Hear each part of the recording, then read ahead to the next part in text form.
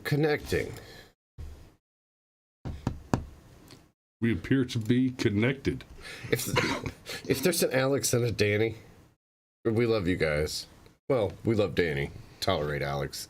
Damn, son. You're the one that said he was an asshole a day or two ago. No, it couldn't have been a day or two ago because I'm pretty sure we were still on YouTube at that point. Yeah, Jeff, that's because we had to fight a strike. But back on YouTube now. Yeah, yep. we were. Yep, filed an appeal. The appeal got approved within just a couple of hours. And yeah, by the way, YouTube, come at me with that weak shit again. Come on, Jesus. So yeah, back on the YouTubes. But anyhow, the TPS report referenced us, and they were like, "Oh, they go live at 7:30." Well, 7:30-ish. As I have you know, we were live at 7:30. Thank you very much. No ish. Yeah. And then Jeff Goldblum's silent fart finds a way. Says, "Ooh, bummer. Congrats, though. Have we ever won an appeal?" Yeah, most of them. We seem. Oh yeah, we've won a bunch of appeals. So we've gotten struck off YouTube, won the appeal, and gotten back on YouTube. Yeah. Okay. Oh yeah, repeatedly. Okay. Yeah, we've been thrown off at least 20 or 30 times. Just usually I'm not sick the next day and I don't put off filing the appeal until a day or two later. Oh yeah, it's happened plenty. Come at me with that weak ass shit.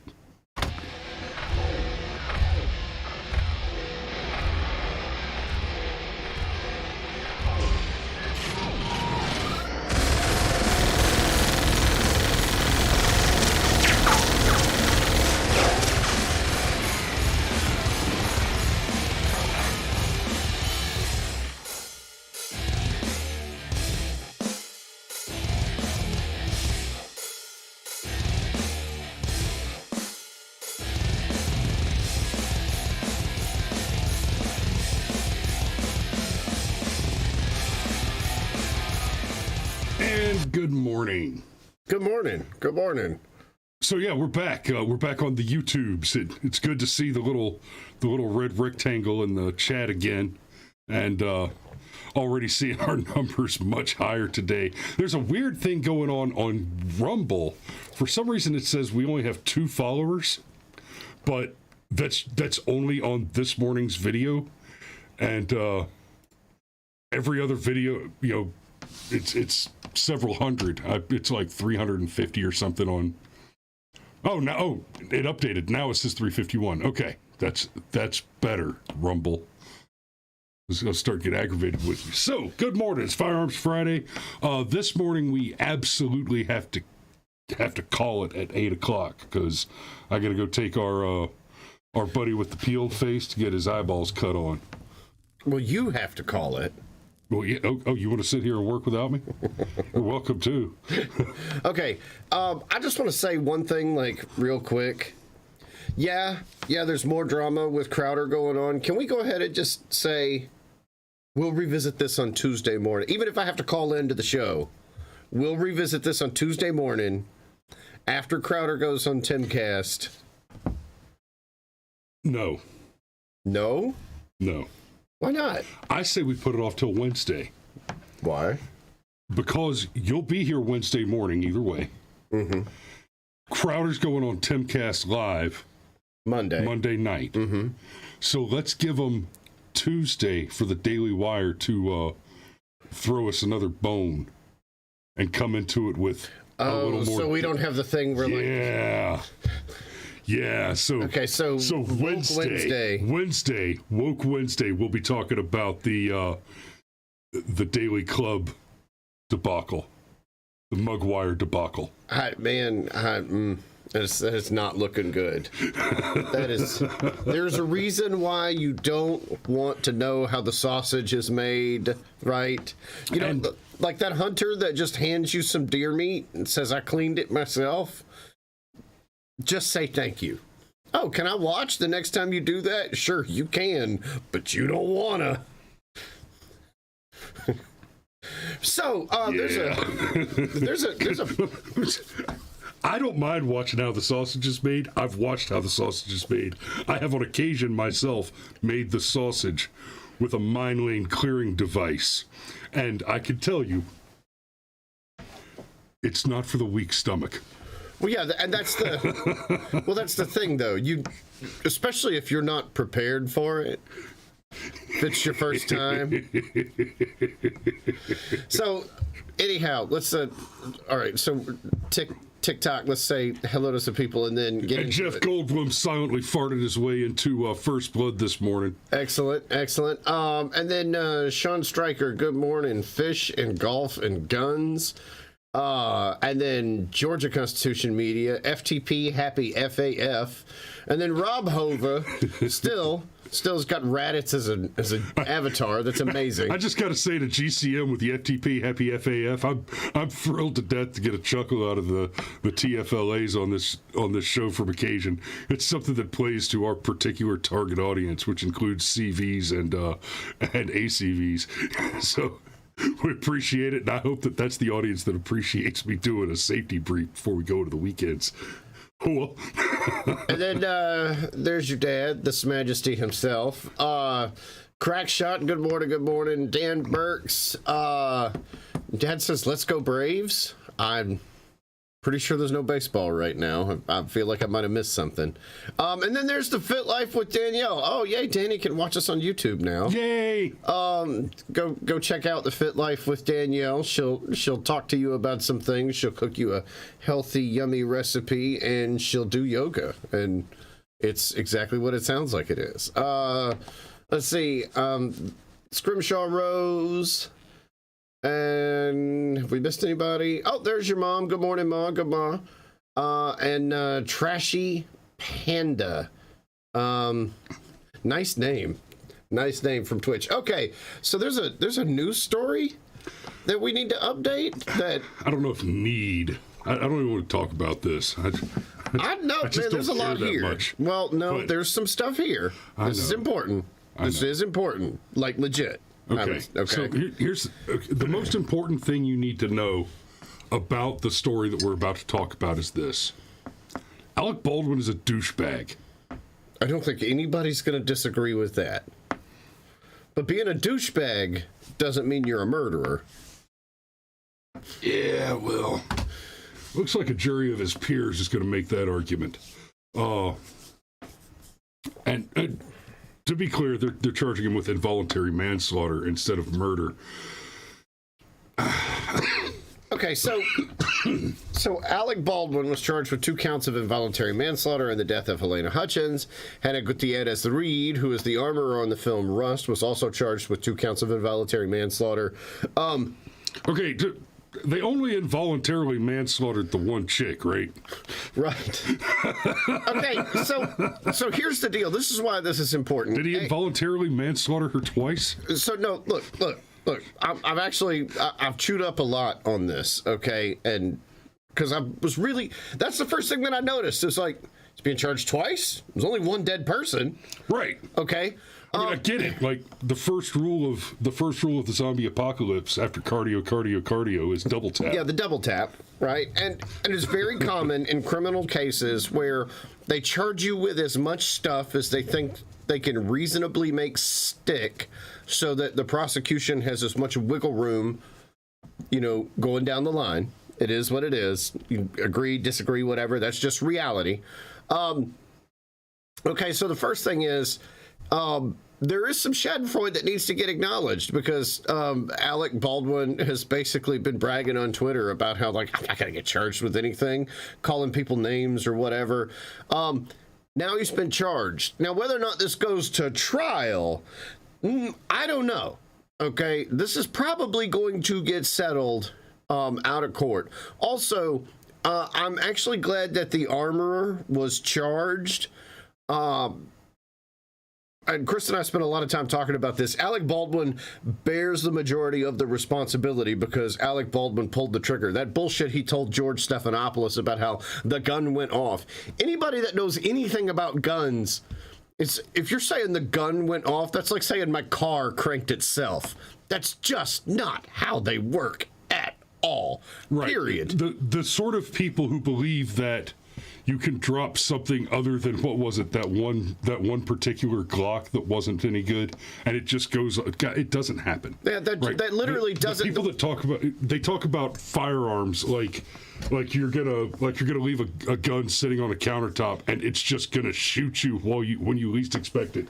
Those are the people that believe that somebody deer hunts with an AR-15 using one of these. About as heavy as 10 boxes, Chris. Yeah, heavy as 10 boxes. And let me clue you in, sunshine. This bullet is bigger than the barrel of an AR-15. Right. It would kill the deer, though. Oh, you wouldn't have to chase it. It'd clean the deer for you. Yeah, that's right. You'd have to get started right there. Okay. Matter of fact, I can tell you from experience, if you ever find yourself looking down the barrel of one of those, that'd be a Maw Deuce or a BM 50 BMG, like a Snow Wolf M99, something like that. So you look down at it and it'll clean you out. Gotcha. So look, here's the thing, and Alex jumped ahead to me where I was going with this, because there's a couple of things about it that are weird. Okay. So, and I'm going to paraphrase here: involuntary manslaughter. Anybody with a basic grasp of English language can tell you what that means, right? You know, you accidentally kill somebody, right? And then there's negligence involved. So, however, there's some aggravating factors that New Mexico law has, where if you can prove that there was more than negligence, now you can have these other aggravating factors. And I'm like, if you could prove that there was more than negligence, for starters, that doesn't sound like manslaughter. That sounds like murder. The point to manslaughter as a charge is, you bear responsibility for this. It should and could have been avoided. It is your fault that someone has died, that a human life was taken. But we can't prove that that's what you meant to do. Yeah, we can't find drunk. Intent. Yeah, you got drunk, you drove down the road, you had an accident, and you killed somebody, right? So there's that. So that's weird. And in and of itself.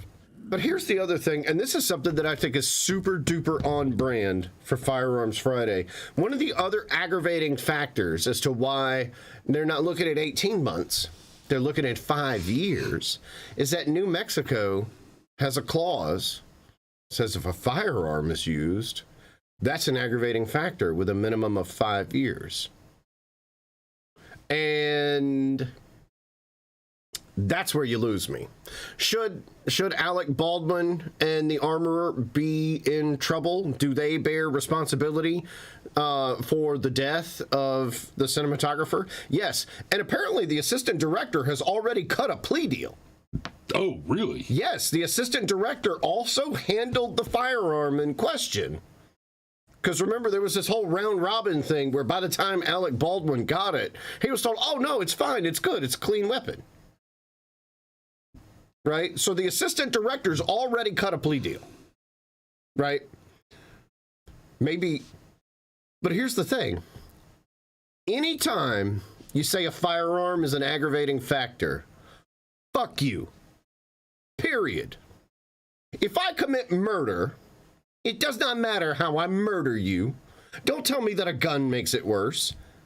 You're no less dead if I bash you over the head with a baseball bat, or if I shoot you in the face with a .357 Magnum. That firearm is an aggravating factor bullshit is a way that the anti-gun types, they sort of seed it into you that, well, there are times when it's okay to use the law against firearms. There are times when it's socially acceptable to say, well, the gun made things extra bad. No. A gun is a tool. It is a shovel. It is a car. It is a hammer. It's a bag of fruit. It's whatever you do with it. And to be clear, Alec Baldwin and the armorer deserve to answer for this because their carelessness, their negligence, their arrogance got this woman killed. But the fact that it's a firearm is an aggravating factor. No, bullshit. They were careless with a gun. Okay? If they were being careless with a shovel, the cinematographer probably wouldn't have been killed. But they were careless with a gun. So don't give me this firearm as an aggravating factor bullshit. And then as Alex said that the law and crime folks think that this will never go to trial. Yeah, there's so much weird stuff here. Like there's a lot of weird stuff here, like the two counts, that the preliminary hearing is actually going to be quite a fight. And what's likely going to happen is everybody's going to just plead. I don't think it'll all get thrown out because you got a dead body. I wonder if it's 2 counts and one of them is a lesser count that removes an aggravating stipulation, because there's I don't know if the New Mexico jurisdiction is one of them, but there are some jurisdictions in which you can charge everything that you'd like to get. Yeah, I charge you with murder 1, and I automatically could charge you with murder 2, murder 3, attempted murder, aggravated assault. But if the DA didn't charge with the next lower counts, then, well, he missed the boat and he doesn't get to charge. He doesn't get to go back and plead for a lower charge unless he filed it initially. So maybe it's something like that gets to the 2 charges. I want to address this real quick. I don't want to get off this because I did not want to talk about this story at all. But this paragraph right here, this decision distorts Helena Hutchins' tragic death and represents a terrible miscarriage of justice, Luke Nikas of Quinn Emanuel said. Mr. Baldwin had no reason to believe there was a live bullet in the gun or anywhere on the movie set. Bullshit. And here's what I mean. One of the very first things that we were told by Baldwin and his people early on is that the accident happened, at least in part, because they were shooting a movie out in the desert, and before the shoot, either early that morning or the day before, they had taken the guns that were going to be used on the film and were plinking in the desert. They were shooting at soda cans and whatnot in the desert with live ammunition. So he had no reason to believe there was a live bullet in the gun. I might have given you a maybe right there. It says, or anywhere on the movie set. Bullshit, because his initial defense was there was live ammo on the set. We knew that to be the case because we were playing with the guns in the desert between takes. Yeah, there were crew that were threatening to walk off the set because they felt like we weren't being safe enough. So this statement right here is just a fucking lie.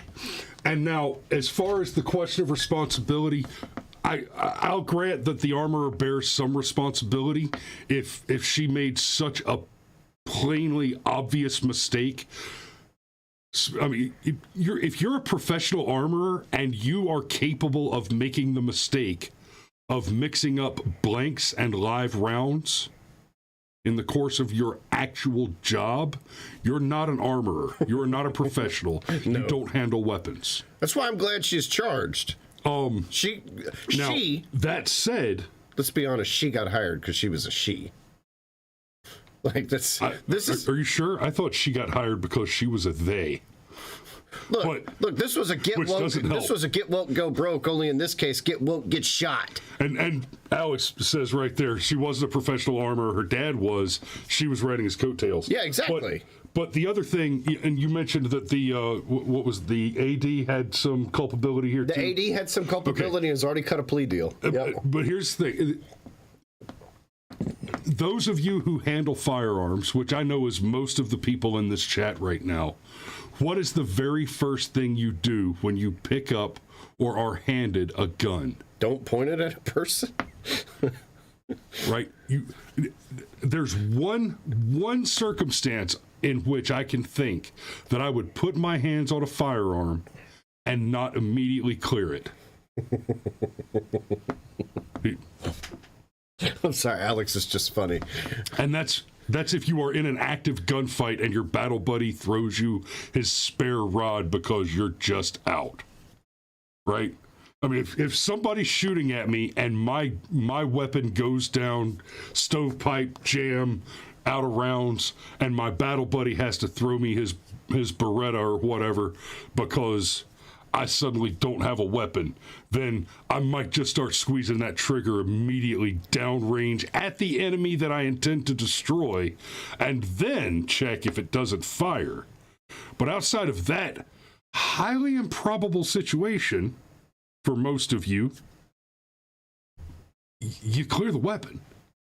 Yeah. You drop the magazine. Right? Well, this was a single action. So all he had to do was open the wagon wheel. You pop it open. You look at the back of the wagon wheel. You look and see, do they say 44 or 357 or whatever, or do they say blank cartridge? Because they do. You clear the weapon. So, all right. We can do it. Just, yeah, there you go. And there's more coming. This is going to be interesting. I stand by what I said, though. Firearms as an aggravating factor is some next level propaganda bullshit right there. Okay. I'm going to skip ahead because some of these that we have, they're just the... Go ahead, man. Let's go. Let's do it. Let's do it. Okay. DGU time. Go for it. Oh, yay, I get the first one. Awesome. Get it. Okay. Braden Jarrett says he was home.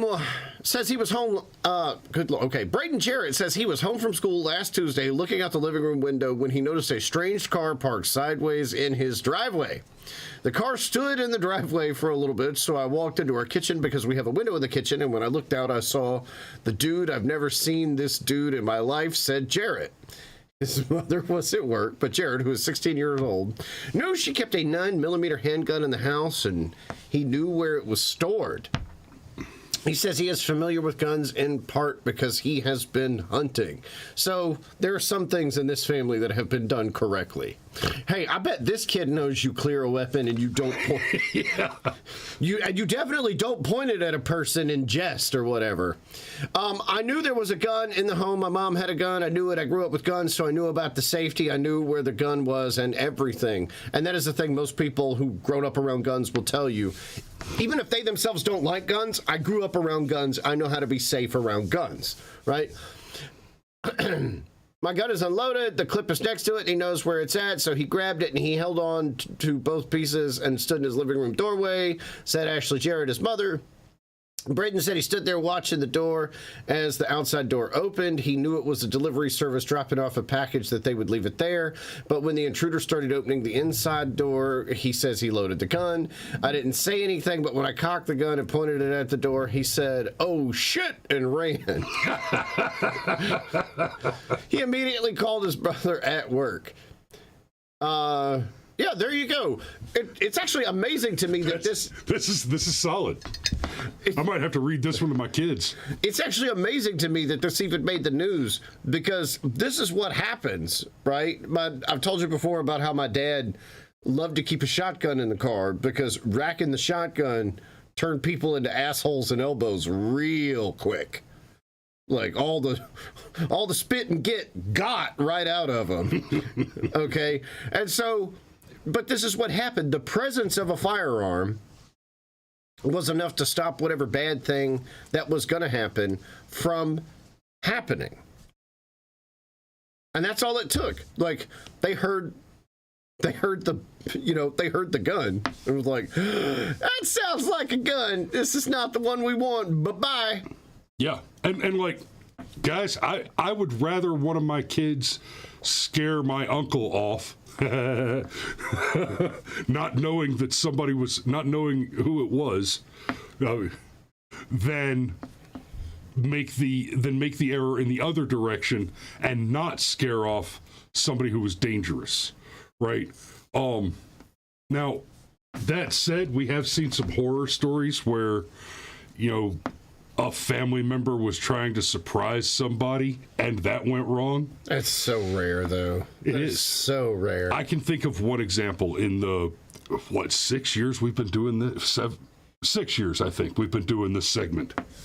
And so, but hey, good on this kid, and good on Ashley here for raising that kid right. Yeah, good on Mama. So let's. So there you go. There's a small piece of proof right there that the presence of firearms decreases crime and violence. How much different would that situation have gone if the kid had not been armed? Because I tell you, a 16-year-old boy will fight. Yep. And maybe even win. Yep. But it's not going to be pretty. And we don't know anything about the attacker, obviously, because he just ran, or the burglar rather, because he just ran off. Jeff Goldblum's silent fart says, my dad pulled a gun on me when I came home after sneaking out one night. Well, if you snuck out, that means you snuck back in. Okay, we do one more, and then I really do have to right, put a let's pin do in it it. and get Let's out do the it. door. Escambia County shooting deemed self-defense. Juvenile shooter won't be charged. Okay, Escambia County, Florida. Rock and roll. Deputies say a juvenile who shot a 47-year-old man Monday in Escambia County will not be charged. The Escambia County Sheriff's Office says the shooting around noon on Saxon Street is a self-defense case. According to the Sheriff's Office, the man who was shot, 47-year-old Patrick Antoine Davison, is charged with aggravated battery, domestic violence. Jail records show he is also facing charges of fleeing/looting police, resisting arrest, and driving without a license. Davison was hospitalized for his injuries Monday afternoon following the shooting. He is being held in Escambia County Jail on no bond. Oh man, this is a preliminary. This is a preliminary, so we don't have a whole lot of detail here. So the guy who was shot was charged with aggravated battery? Yeah, that's pretty clear. Yeah. That's pretty clear self-defense. Yeah, I agree. Because batteries, Chris and I get what's into the story a fight. here? We're looking at the juveniles. This is Mama's boyfriend. This is Mama's boy. Yeah. It's got to be. This is Mama's boyfriend, or this is like an auntie's boyfriend. This is something in that vein. Yeah, somebody in the house. Probably some alcohol involved. Let's be honest. This is Florida. There's probably a lot of alcohol involved, and yeah, juvenile shooter won't be charged. Golly, man. Not only have you been shot, not only have you been charged with a felony, you don't even get a bond. Like, that's a bad day. That's a Jesus get me through this and I will never drink again kind of day. That's what this is. All right. Well, that's all we got time for this morning. Thanks for watching. It is Friday. We're going into the weekend. Y'all be safe out there over the weekend. Don't drive drink. Don't fry bacon naked. We love you, and we will see you. Oh, Alex is asking about the Texas restaurant shooting. We don't have time. I gotta get we're on down a hard the road. cap, man. So y'all be safe, and we love you, and we'll see you on Monday. That one.